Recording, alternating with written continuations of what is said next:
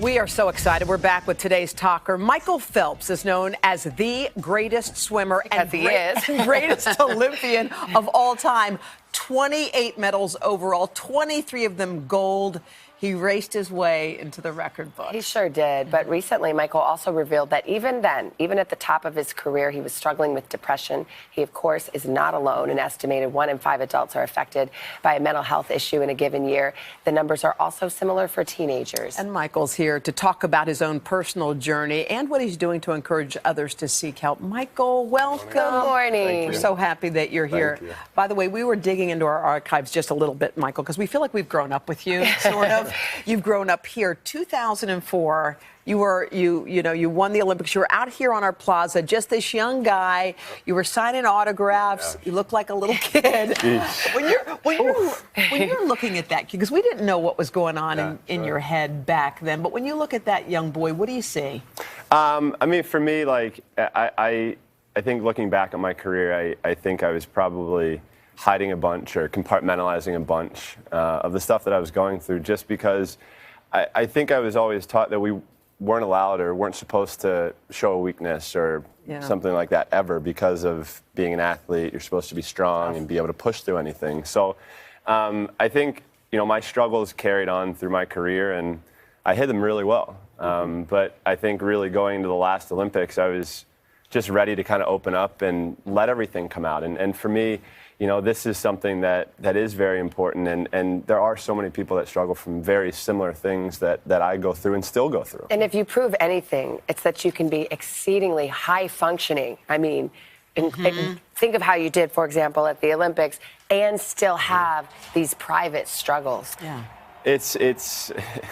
It's wild to think about, but it is true. You can push through anything. And for me, at times, it probably was a little scary and challenging to go through, but I found a way to get through it, and I'm now addressing these issues that I have, and I'm openly talking about them. I mean, I'm still struggling weekly, or from time to time I'll have bad days where I do go into a depression state. Or I think to understand how you've healed, we have to, I guess, understand where you were. And you talk about October 2014, when you were really on your knees. Like you said, you didn't leave your house for 5 days. You were going through basic hell, and you were thinking about ending it. Yeah. What was happening in that time? Well, for me, like, I was so down on myself. I didn't have any self-love, and quite honestly, I just didn't want to be alive.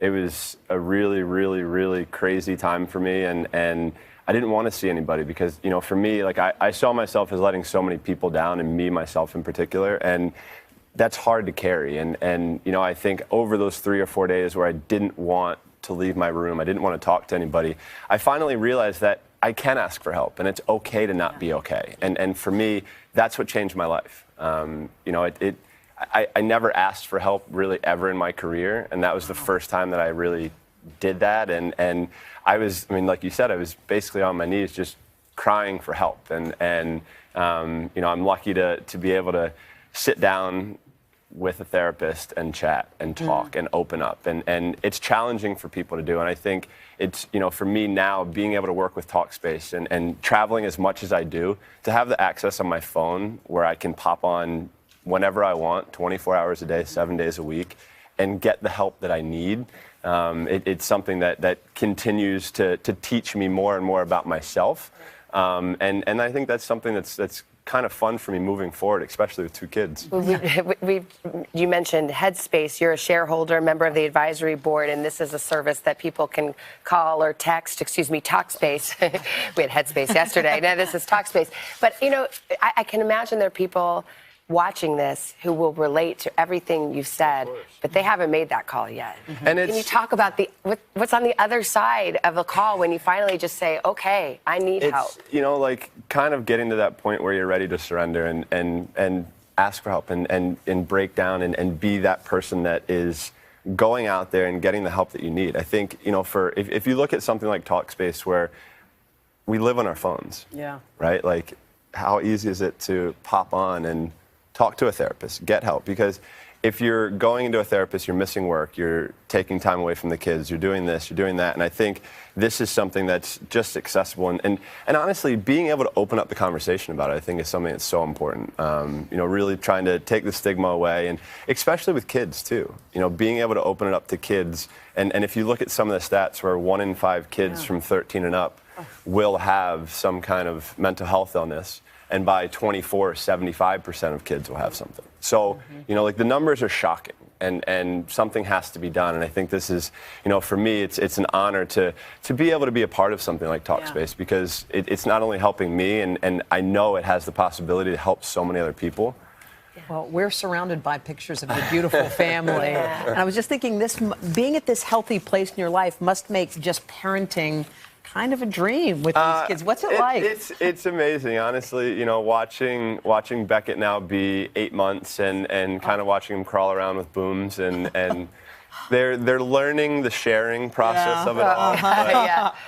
It's pretty incredible. It's something that's really exciting. I like this. Boom's getting some abs in with me. We all feel like we're Boomer's parents too, because of course he was around, a little baby at the Olympics in Rio, and everybody just fell in love with him.